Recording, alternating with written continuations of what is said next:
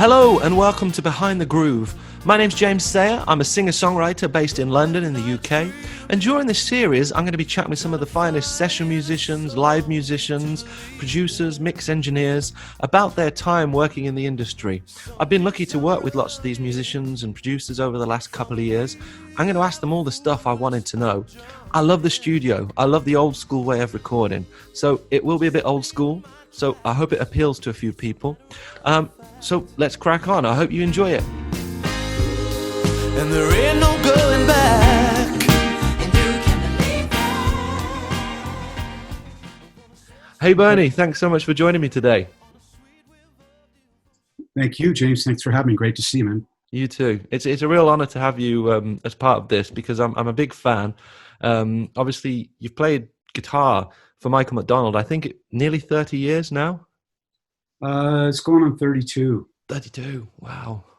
I mean, that's quite unbelievable, really, in this world now. Because I was chatting with some other musicians earlier, and they were just saying a lot of bands there's not always that much loyalty from the singer-songwriter, and it's like a revolving door usually. But obviously, you know, number one, you're such a great guitarist, and number two, there must be a lot of loyalty from Michael as well.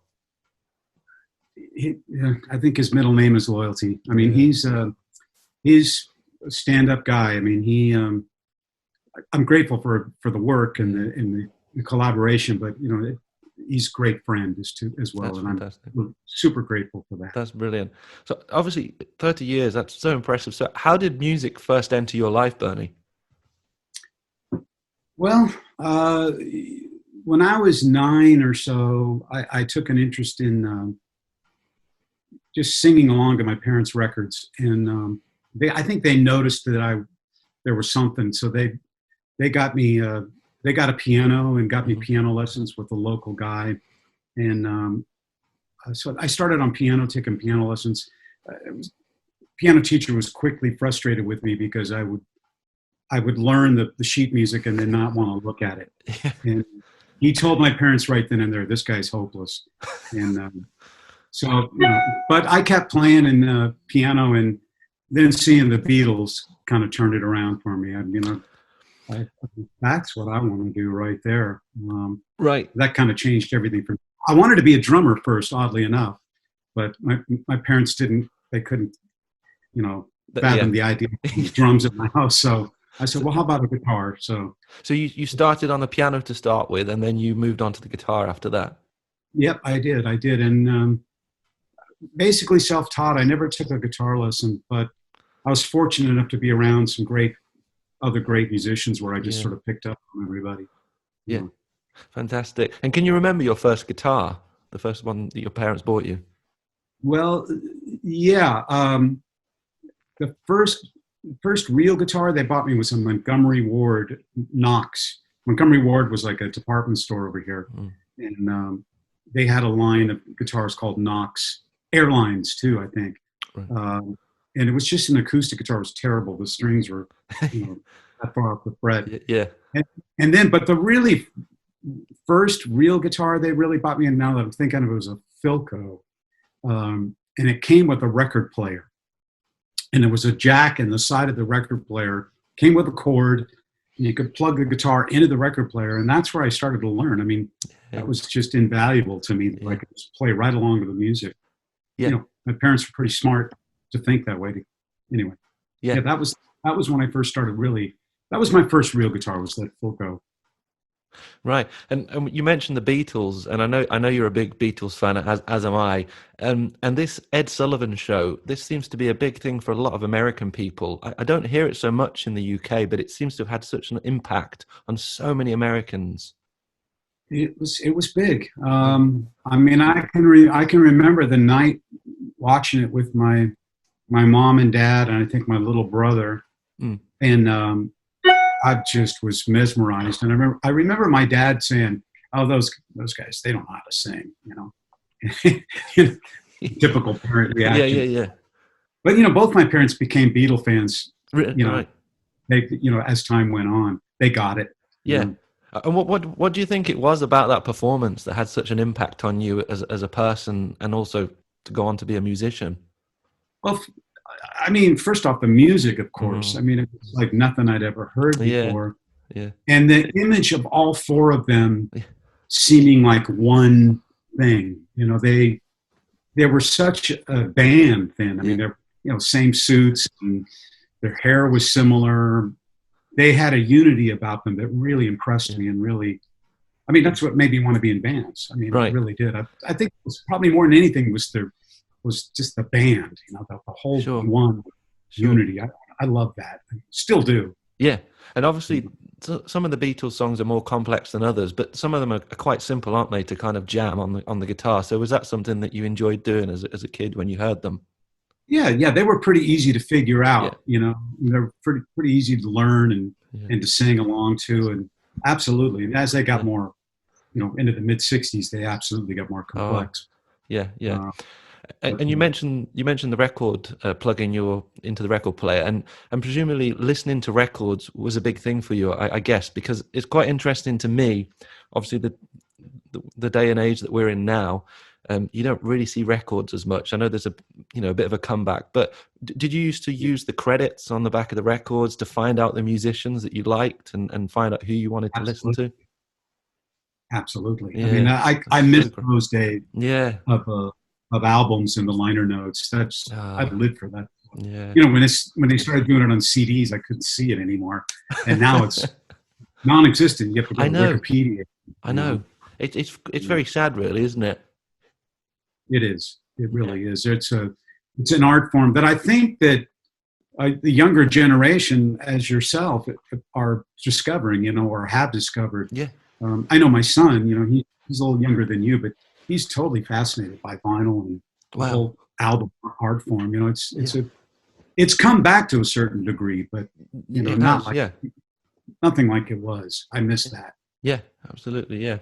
So obviously, well, I'm presuming you started off by playing in kind of pubs and clubs, did you, in your kind of teenage years? Is that correct?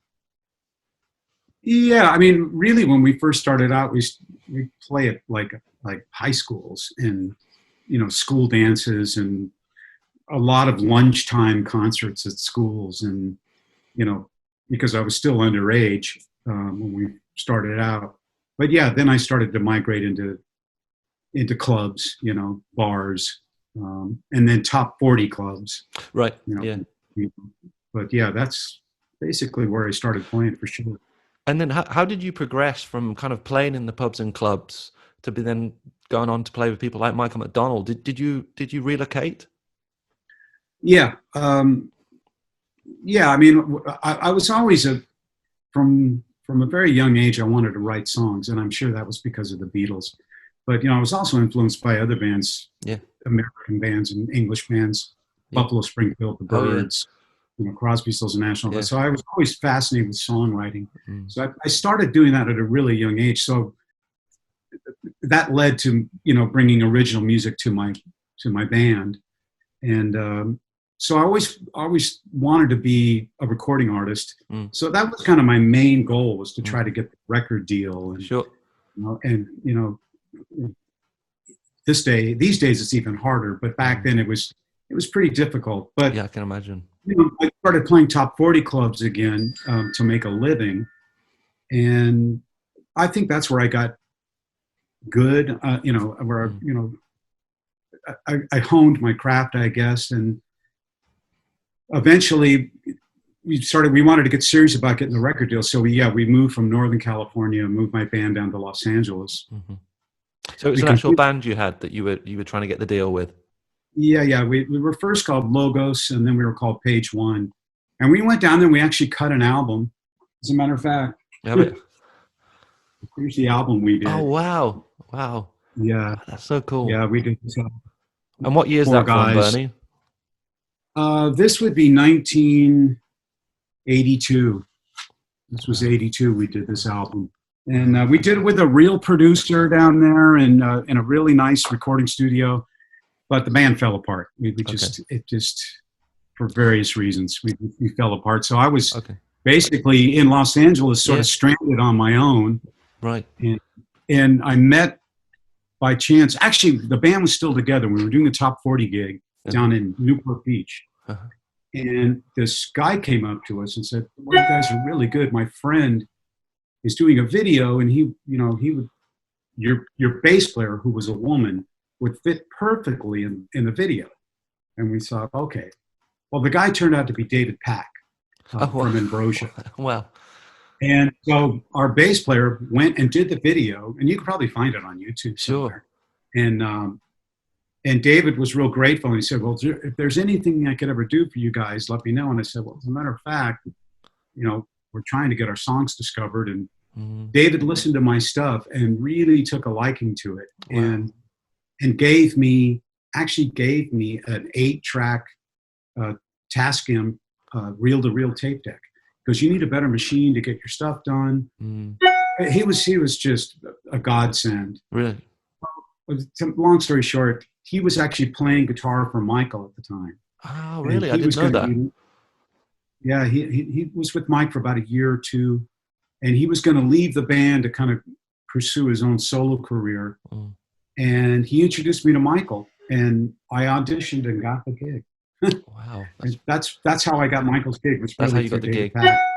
Wow, yeah. Fantastic. So presumably you started originally with your own band. Was it kind of recording all live in the room together, or did you kind of track things? Both.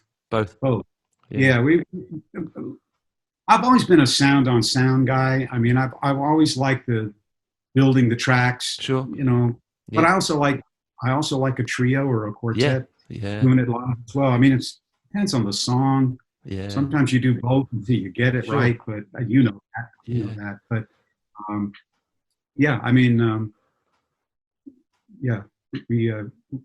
we cut mainly.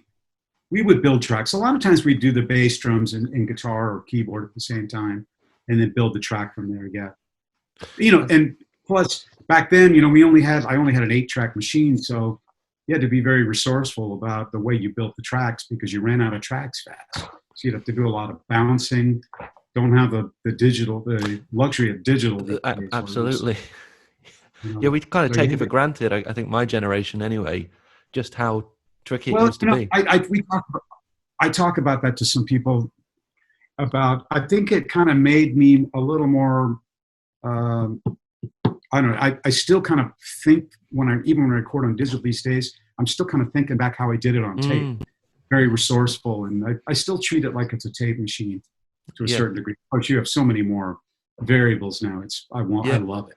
Yeah, absolutely. I don't know if it's the same as much in the States, but some of the guys I was chatting to earlier, they were saying it's such a shame all the studios are kind of disappearing from London. Is it similar in the States? Absolutely, yeah. I mean, there's a hand. I mean, Nashville has still got a kind of a commercial thing going on, but it's not the same as it was. Yeah. And there's a lot of production houses, a lot of right. Like here, like I do everything here, and then we can take a track somewhere else. But I mean, I love that. I actually absolutely don't miss tape at all, really. I mean, I went through so many tape machine motors, just burn them out. Now it's just computer headaches. But I would take that. And so, what's your current setup, Bernie, at home for recording? What do you use? Well, you can probably see in the background, I'm using Cubase. Okay, yeah. I've been on Cubase for about 15 years now. Okay. My friend John Besner got me into it, and I started at version 3, and I'm up to version 10 now. Wow. But yeah, Cubase, I really, really enjoy it. I mean, I know that Pro Tools is the mainstay, but I've never cared for Pro Tools, to be honest with you. It just doesn't feel right to me. Yeah. But there's a pretty large community of Cubase users throughout the world, and I love it. It works great for me, so that's what I use. Oh, fantastic! Yeah. And is there obviously, have you got a website where people can kind of check out more about your remote sessions? Yeah, I've got BernieChiaravalle.com. And I've got like all my albums up there and details on my studio and my live gear and all that kind of stuff if people are interested. Look at that stuff. So do you usually play all the instruments yourself on your own album? Because I know you play some drums as well, don't you? I play drums. I mean, I'm not a great drummer, but I'm good enough to get the basic feel, and then I'll go in and cheat a little bit and move parts around a little bit if they're out of time or whatever. But yeah, I love playing all the instruments. Again, going back to the Beatles, there was Paul McCartney's first solo album. When that came out, I was just fascinated that he had played all the instruments. I mean, I think everybody was back then, and it sort of turned the.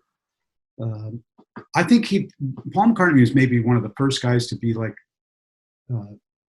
a solo artist coming from a super band, you know. And so ever since then, I've always just been a recording nerd. I mean, and I love collaborating with other people. Like I love playing on your stuff that I played on. I love having you play on my stuff. Yeah. But you know, I for my last album, I had Dan Needham come in and play drums on a track, and Mark did some sax parts. Oh wow, amazing! And Jacob did a bass track on one song. So yeah, I love doing it myself, but I always love seeing what other people do to stuff. You know, absolutely. Yeah, it can bring something else to the table, can't it? Getting those kind of different influences in. You know, stuff you don't think of, you know. Yeah. So coming back to the 80s when you were in Los Angeles, so you had the audition, you stopped playing for Michael. How did that feel the first time? Can you remember the first gig? And you were thinking, wow, I've worked all these years and I'm playing with Michael McDonald. Absolutely, it kind of gives me chills when I think about it. Actually, but it was a strange thing because I was a Doobie Brothers fan, but not a. Sorry, Mike. But not a huge Doobie fan. I mean, I liked their stuff that I heard. I remember hearing "What a Fool Believes" and "Taken to the Streets" and "Minute by Minute" on the radio, and I thought, oh, that's good stuff. But I didn't know any of their albums, so I wasn't really like into them per se. So when the opportunity came along through David, I remember when he first mentioned it to me, he said, you know, there's Mike's going to be looking for a guitar player. Would you be interested? And I kind of went, maybe. And then I went to a gig and watched them play. And this was before I was in the band. And I remember looking at them and going, wow, I could actually maybe get this gig. And it really kind of just all of a sudden hit me. So I got a live board tape and I studied the heck out of that. Did you? All right. I really studied it. I knew every song inside out. So when I went and auditioned for them, I remember the day. There was no drummer. It was just me and Mike, Chuck Sabatino, Michael, keyboard player, and another guy, Scott Plunkett, who was also a keyboard player. And we were in David Pack's recording studio in his control room. Yeah. And we basically just played there with no drummer. And I remember, like, he started going, well, you want to try Real Love, for instance. Yeah. And I had listened to the tape a lot and studied it, but I didn't really know who sang what. And so I kind of went, well, which part do I sing on Real Love? And Mike goes, well, can you grab the top part? And I'm like, I mean, it was like a high D falsetto. So I wasn't really prepared for that, but I went for it and I kind of failed a little bit. And I remember thinking, oh God. And I remember Mike saying, oh, don't worry about it, man. He goes, you'll grow into those parts, you know. Right. You know, once you get used to singing them. And he was right. I actually grew into singing those high parts. Me and Chaz used to double on those parts. But at first I was like, I don't know. And so I was a little nervous after the audition. And I remember they said they had a few more guys to look at. And I was pretty nervous. I wasn't sure I was going to get it. And then the next day, Mike called me and said, so would you be available to do such and such date? I think it was July 3rd was the first day of 1988. And I said, yeah, absolutely. And then we did one rehearsal with the full band. And we only ran the show down one time. That was it. We didn't go back and check anything. And it sounded great. Yeah. Mike said, just kind of went, yeah, we're there. And so our first gig was in Ventura, California. Just a day I'll never forget. And the rest is history, as they say. The rest, you know, I've been with them ever since, crazy enough. I think I missed one show. Did you? When my son was born. Right. Well, that's understandable. That was it. That's the only show I ever missed. Wow. And I also I noticed also that I think in the mid nineties, you actually toured with the Doobie Brothers as well. And was that through Michael recommending you? They obviously needed a dep. Oddly enough, well, Mike came. I remember I had another offer for another tour with another artist because Mike was. We were, we've had our down periods where Mike Sure. took off the road for a little bit. So I was considering taking this other gig, but Mike has always been my first choice. And so I called him and I said, well, Mike, I've got this offer. I'm not sure. And he goes, well, man, you should do what you have to do, but I'd hate to lose you. And I said, enough said. So I turned down the offer and it was good money. And so I turned it down. And then the next thing I know, Mike's taking this Doobie Brothers tour. And I'm like, I just turned down this offer. And so I was a little upset, let's put it that way. And so I'm thinking, okay, well, whatever. And so Mike was going to go do this 10-week tour with the Doobie Brothers. And so I was a little bummed. And then he calls me back and he says, hey, would you be interested in playing guitar on that tour? Because John McPhee, as it turns out, can't do it. And absolutely. Absolutely. But it turned out, I learned later that it wasn't Mike's idea. Okay. It was Pat Simmons. Oh, right. Okay. It was his idea because he said, well, John McPhee is committed to this Japanese tour, so he can't do the tour. What about your guitar player? And Mike goes, oh, yeah. So, yeah, that's how that came about, which I always think is hilarious. It's typical. He could be right in front of his face and he won't see it. He's brilliant, but sometimes I think he's just so brilliant that sometimes things get by him. He's processing a lot of stuff. Yeah. He really and that must have been some experience playing with the Doobie Brothers live on tour. And was it a long tour? It was just a little over 10 weeks. And it was great. It was a guitar player's dream. Yeah, I can imagine. We were playing, all those, you listen to the music, China Grove, Long Train Running, and they let me solo a lot. I mean, they really did. They were really gracious. Tommy and Pat both were just so gracious, and I made lifelong friends with those guys. And then, of course, Mike's music mixed in, so it was a tour like I've never done before. It really was. And seeing you perform live and having worked with you remotely and in the studio, something that amazes me about people like yourself is you're able to play so many different genres and styles very, very well. And where do you think that comes from? Is that from your upbringing with lots of different styles of music, would you say? I think so. Yeah, I mean, thank you. But I mean, I always feel like I'm getting by the skin of my teeth. But yeah, I was lucky to come into contact with some great players back when I was in Northern California. One guy in particular, this guy, Bill Burgess, this guitar player played with, he was the first guy that really came from more of an R&B jazz background. Up to that point, I was more rock influenced, folk and rock. And, and he started showing me voicings on guitars that I went, he was really into Stevie Wonder. So I don't know if you were familiar with the guitar player Buzz Featon. I don't know. Played a lot with Stevie on his early records. Really kind of different approach of guitar playing. And so, yeah, I learned a lot about chords and the way to voice. And I think that helped me later when I joined up with Michael because, Michael's stuff is really more R&B based. Yeah.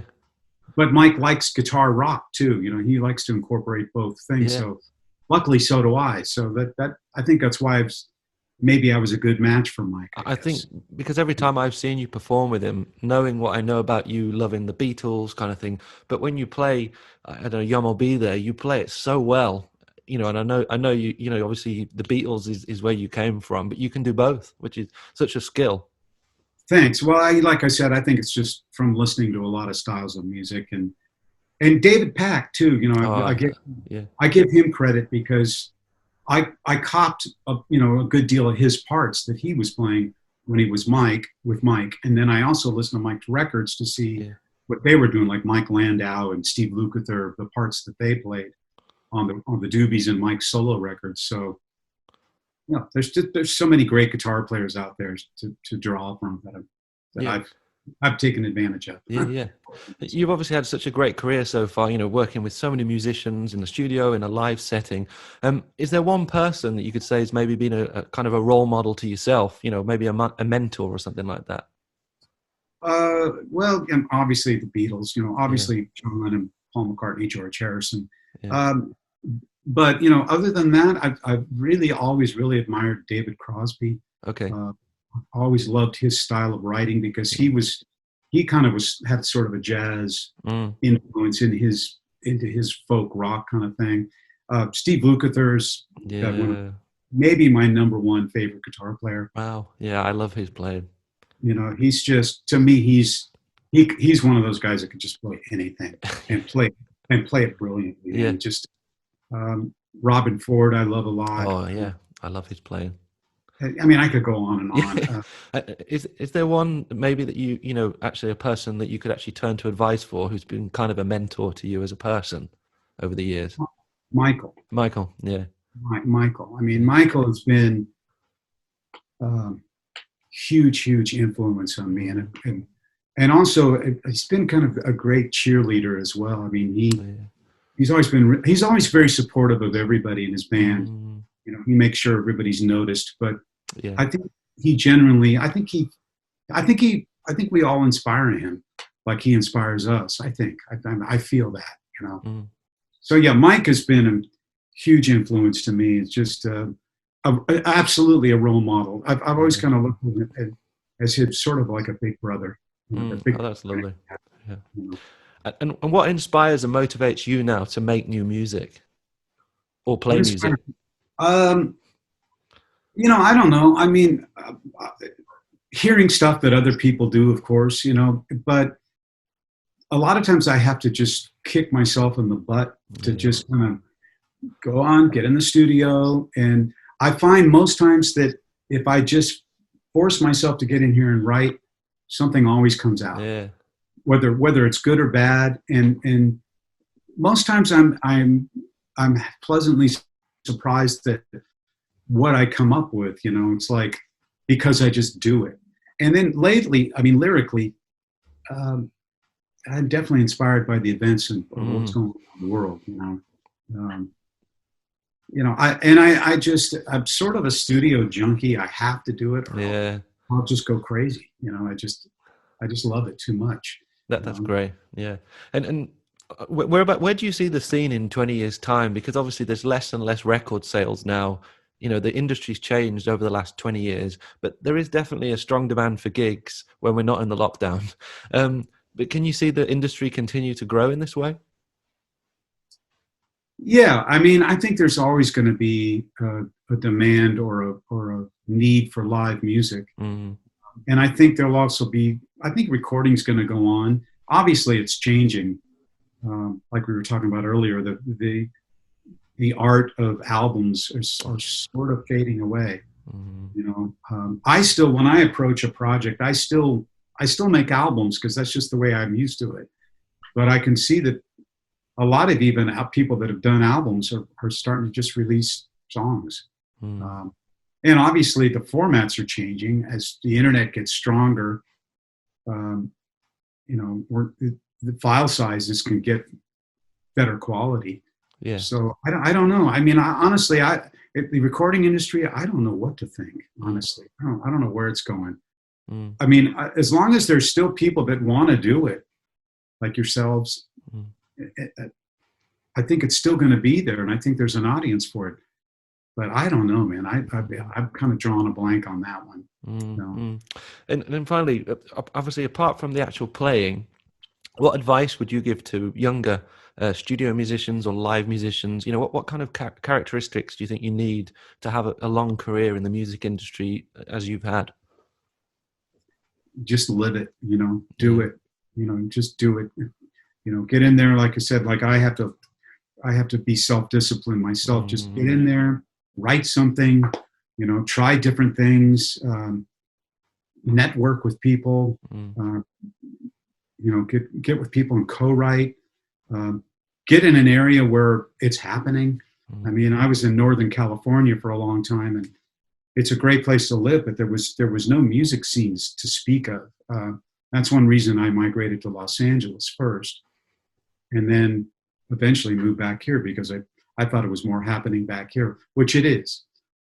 Los Angeles just, I felt like a fish in a giant sea, you know. Here I feel like I can network and get with people. So, you know, only advice I can give, like I said, is just to just do it. Just follow it. And you got to want it. Yeah. You know? Yeah.